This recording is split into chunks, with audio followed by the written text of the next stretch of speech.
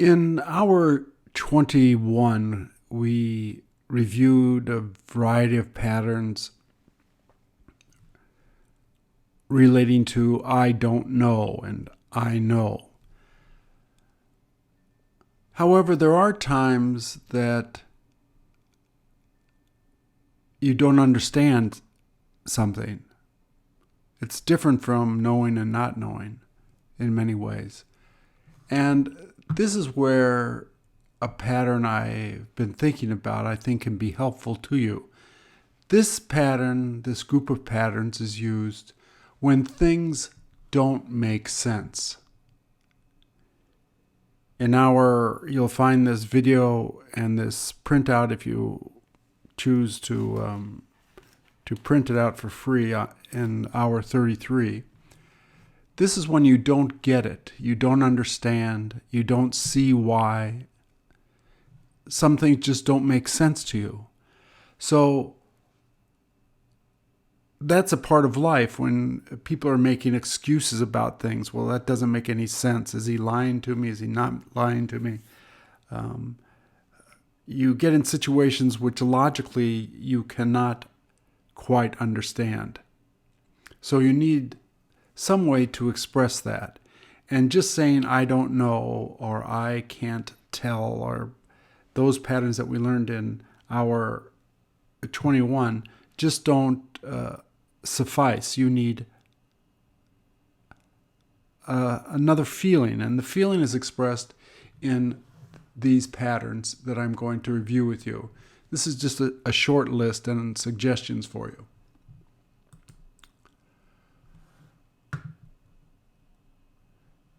This is commonly used as a question when you're trying to connect the dots. What does that have to do with this, the relationship? It doesn't make sense to you. The question you'll often hear is, what does that have to do with it? What has that got to do with it? Before we begin, just let me make clear to you, and let me show you here. I have, as you know, is a verb that's used in the present, past, and the future. In conversation, you'll also find I have got, but this is only used in the present tense only. So I have, present, past, and future. I have got, which is identical here, only is used in the present tense. So what does that have to do with it? What has that got to do with it? Have and have got here. So in general question forms, for example, with a noun or an object pronoun, what does it have to do with him?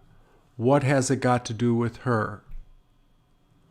What has that got to do with me? You don't understand the relationship of what people are talking about. How is that related to you? So very simply in conversation, people would say, what has that got to do with my family? If you're using a verb, you simply use the noun or the object pronoun before verb ing. What does it have to do with him coming here? If the noun or the object pronoun is not necessary, what does it have to do with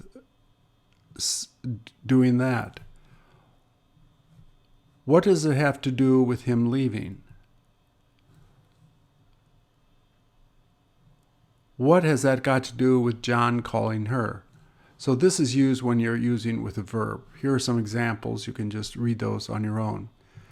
Sometimes a sentence is attached to the pattern. And when that happens, we add here, what does it have to do with the fact that? That is optional. The fact that I think we learn in a different hour here.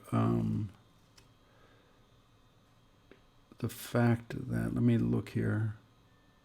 It's in hour 38 we study the fact that in a sentence, but once again, that is optional. But you need to attach this with the sentence. What does that have to do with the fact that she lied to me? What does that have to do with the fact that he didn't go there? So you can use this just by itself, simply. What does that have to do with it? With either a noun or an object pronoun, with a verb, sometimes combined with a noun or object pronoun, or with a sentence where you use what does it have to do with the fact that. Once again here, have and have got. What has that got to do with me? Only in the present tense. Past, present, and future, what did it have to do with? What does it have to do with? What will it have to do with? Present, past, and future. In a direct question, does that have to do with that? Has that got to do with that? Just very simple. With sentences, in a positive sentence, if there is a relationship, it has something to do with him. It's got something to do with him. This is the sentence form. If you ask a question in our 15, we studied the differences between the use of some and any. And usually you'll find that any is not used generally in a positive sentence, but it can be used in a positive or negative question and sound quite natural. So we don't say it has anything to do with, it's always something that sounds correct. However, in the question, as I mentioned before, something and anything sounded quite the same.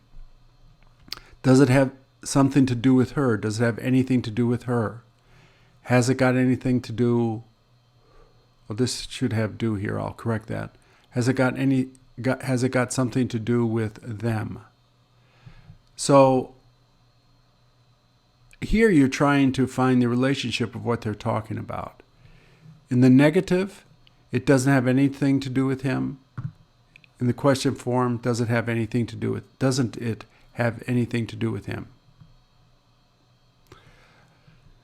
The simplest form in the negative here, which has no question form, because nothing is generally never found in a question, but it is found in a sentence. So the simple form here, it has nothing to do with her. There's no relationship.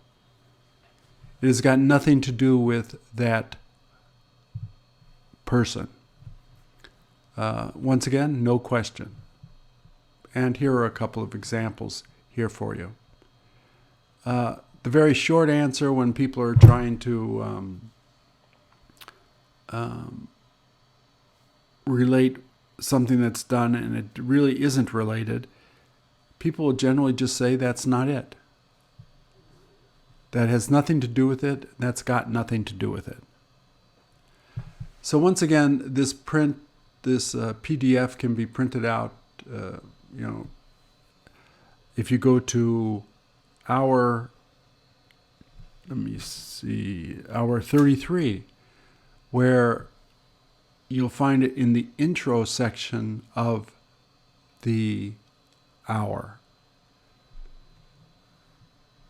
Thank you very much for listening.